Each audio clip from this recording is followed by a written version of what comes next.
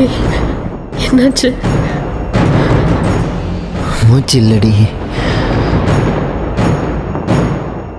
செத்துட்டான்.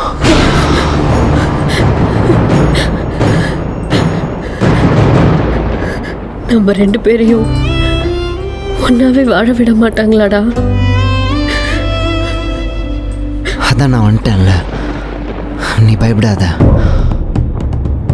இவன் கூட வேற யாராவது வந்தாங்களா? இவன் மட்டும்தான் வந்தான்.